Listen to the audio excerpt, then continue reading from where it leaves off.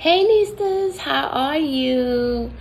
My name is Nurse Gigi. I am a registered nurse, a nursing entrepreneur, and also a nursing professor in New York City.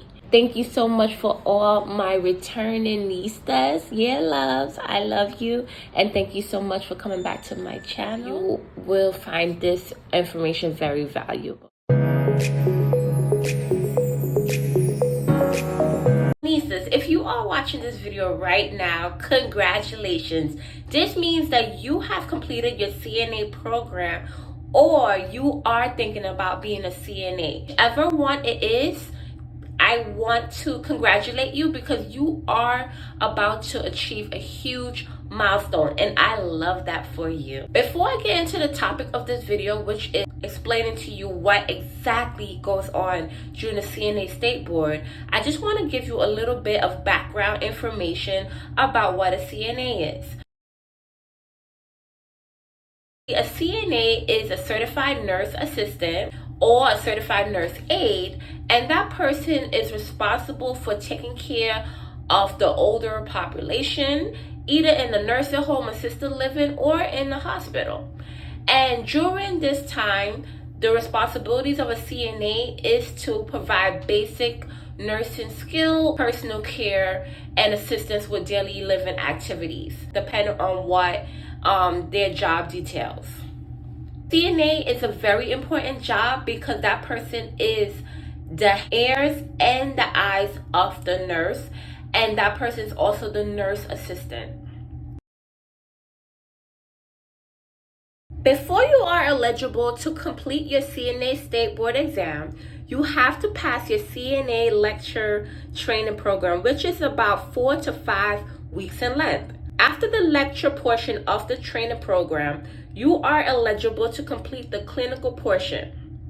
Clinical portion is at a nursing home, hospital, or assisted living, depending on which one is contracted with the school. The clinical portion can be about 3 to 5 days.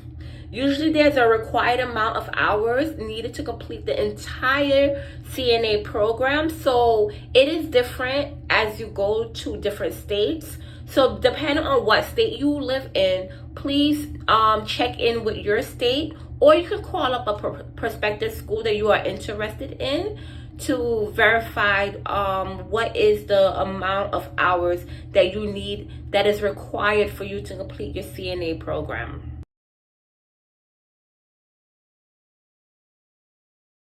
When you are finished with both your lecture and clinical portion of the CNA program, then you are eligible to go and sit for your CNA State Board.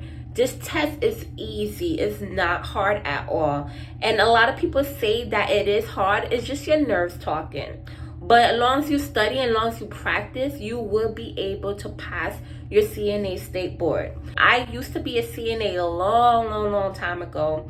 And when I took it, I was able to pass on the first go around. The things that I did in order for me to pass, and just let me know, shoot me a comment down below, and I will be able to get that video up and running so that you can know everything, so that you can pass. I only know about the CNA program in New York State, so I know under New York State that the agency that we use is called Prometric. They are involved with handling all the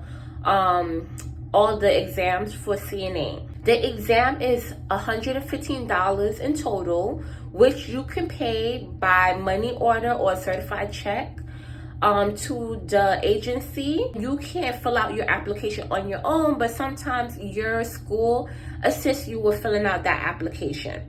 So you are making a check out directly to Prometric, and you are sending it directly to Prometric.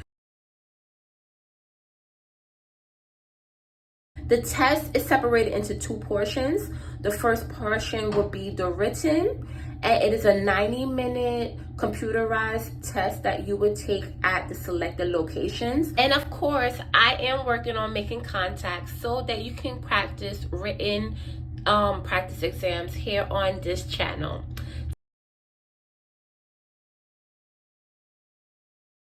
So Let me get into the second portion of the exam, which will be the skills portion. Those are going to be tested on 5 skills. And the first skill will be hand washing. Second skill will be indirect care.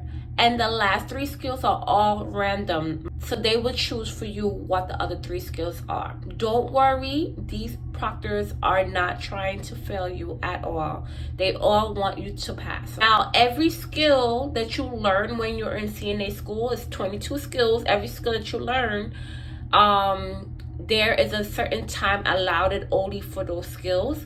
So when you do go and take your state exam, you still have to be within those same allotted times. Please continue practicing when you are finished school. 22 skills that you need to know, they are all on this channel, so you don't have to worry about anything. So when you come in for your exam, you're gonna go into the room. The instructor will tell you exactly what to do, which will be hand washing first, which will be the first skill that they're testing you on. Then afterwards, you will go and do your skill. You have to know what supplies you need for each skill, so keep on practicing.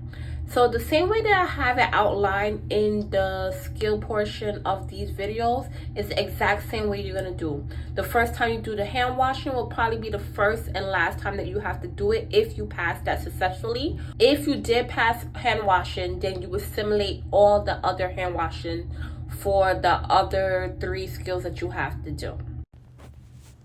On the skills where privacy is needed, such as bed bath or changing a person's clothes, most likely the mannequin will be used. But for other skills, they will be using a real live person. Most likely it will be another student or another person that's in the facility to just assist for that part.